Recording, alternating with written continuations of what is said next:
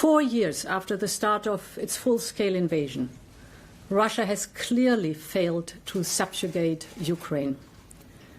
The price Russia pays is heavier by the day, and it is paid primarily by the people of Russia. They are mourning sons, brothers, husbands, and at the same time they face declining living standards at home. Inflation is close to 6%. Interest rates stand at 14.5%. Taxes are rising. This is the real cost of Putin's war for Russian citizens. And on top of this, our sanctions keep biting hard and cutting deep. They are weakening the economic foundations of Russia's war effort. Sanctions have effectively cut off Russia from global capital markets.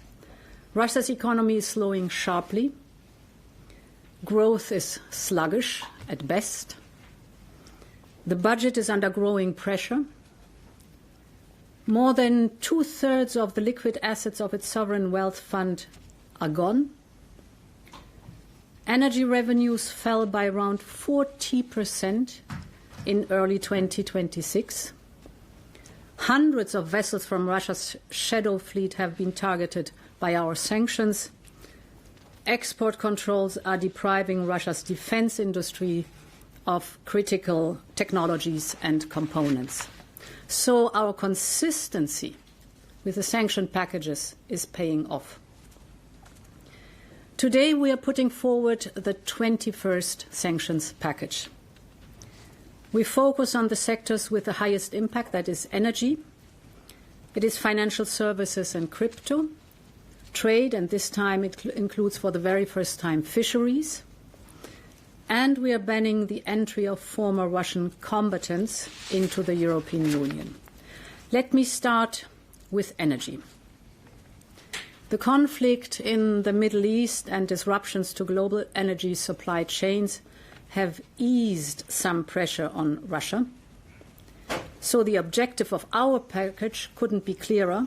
We want to maintain the full intensity of our sanctions. And the way to do this is to ensure that Russia's profits from oil sales remain contained. Our oil price cap has a built-in adjustment mechanism to follow the market. It was not made for market shocks like the one caused by the closure of the Strait of Hormuz. So we propose to simply pause the adjustment until January next year. This will give oil markets time to stabilize while preserving pressure on Russia's revenues. At the same time, we will continue targeting the shadow fleet. Today, we propose listing 30 more vessels on top of the 632 already sanctioned. For the first time, we are also targeting vessels that assist the shadow fleet. For example, providing bunkering and other services. And we propose targeting critical infrastructure, such as ports or airports or refineries, trading or processing Russian oil.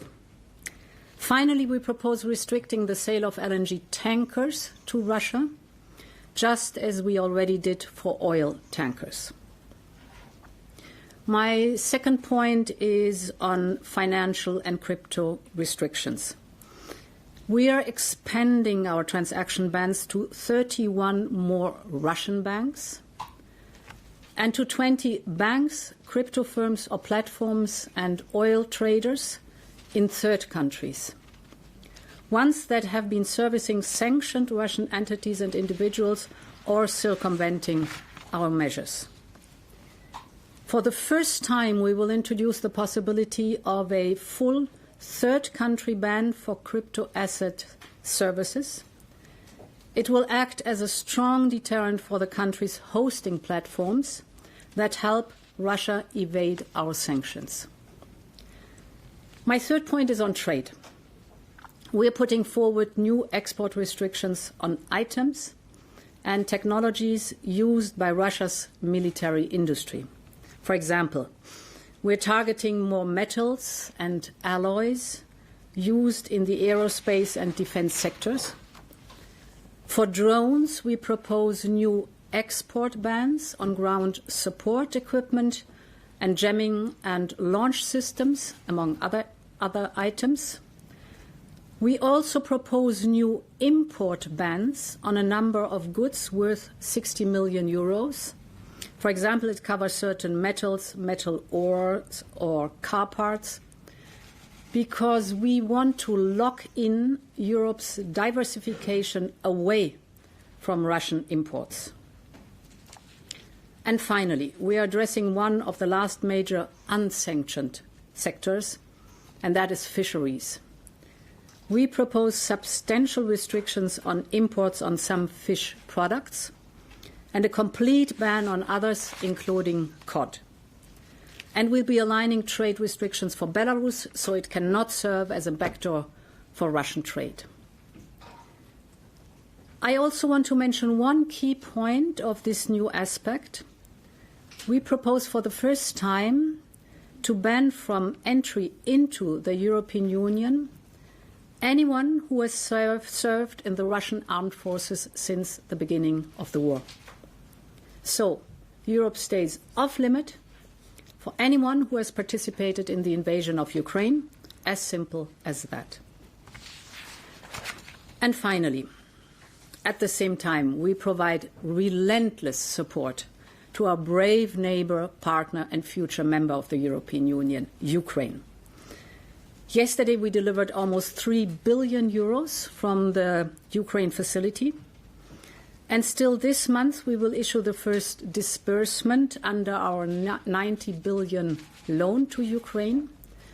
So by the end of the month, we will provide Ukraine with 6 billion euros for drones and more than 3 billion euros worth of macro-financial assistance. And of course, more disbursement will follow soon.